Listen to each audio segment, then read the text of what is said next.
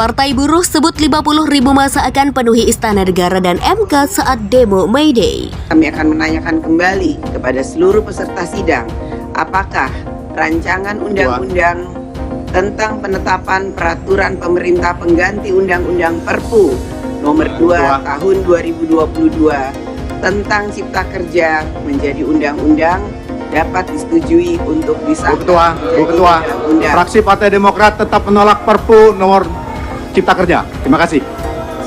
Daruratannya adalah darurat PHK.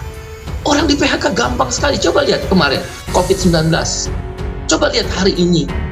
PHK mudah sekali. Itu karena Omnibus Law. Kemudian pesangonnya kecil.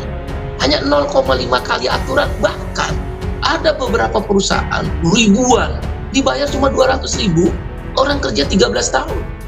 Bagi kami darurat PHK, juga darurat upah. 3 tahun berturut-turut nggak naik upah. Baru sekarang ini karena kita terus memberikan masukan pada pemerintah, dirubah menjadi Permenaker nomor 18 tahun 2022, tidak lagi menggunakan PP nomor 3.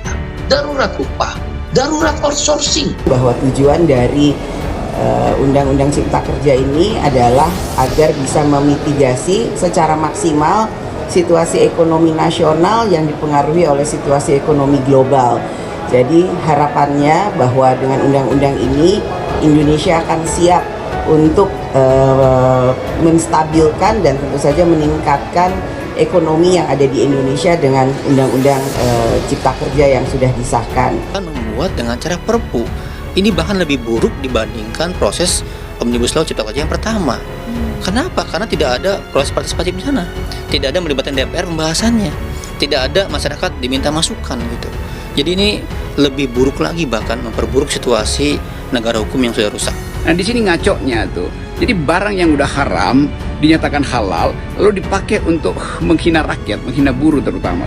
Bagaimana mungkin kita mengacu pada prinsip negara hukum kalau hukum itu hanya sekedar dinyatakan sebagai hukum bila dia menguntungkan kekuasaan.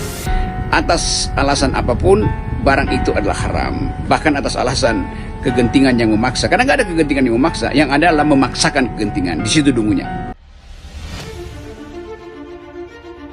Presiden Partai Buruh Said Iqbal mengatakan sebanyak 50.000 massa akan menghadiri peringatan Hari Buruh Internasional alias May Day pada Senin 1 Mei 2023. Said menyebut massa bakal menggelar aksi di depan Istana Negara dan Gedung Mahkamah Konstitusi.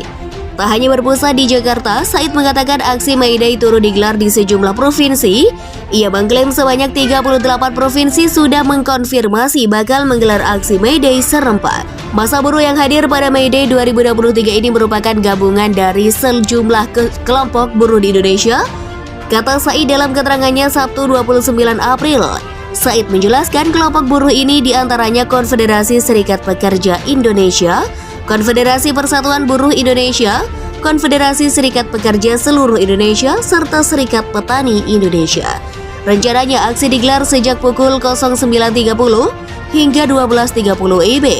Usai menunaikan aksi di Istana dan Gedung MK, Said menyebut massa akan dikerahkan bergerak menuju Istora Senayan. Sebab kata dia Istora akan jadi tempat May Day Fiesta. Di Istora Senayan akan dilakukan May Day Fiesta. Akan dilakukan dari jam 13 WIB sampai dengan 17 WIB. May Day Fiesta akan diisi pidato dan orasi dari pimpinan buruh, ujar Said. Said menyebut pihaknya membawa 7 tuntutan dalam aksi May Day, yaitu 1. Mencabut Omnibus Law atau Undang-Undang Cipta Kerja. 2. Mencabut ambang batas parlemen sebesar 4% dan ambang batas presiden sebesar 20% karena membahayakan demokrasi. 3. Sahkan rancangan undang-undang DPR dan perlindungan pekerja rumah tangga. 4. Tolak RUU Kesehatan.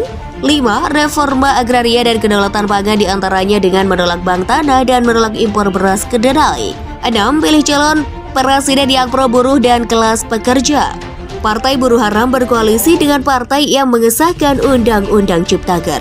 7. Hapus outsourcing, tolak upah murah alias HOSTU.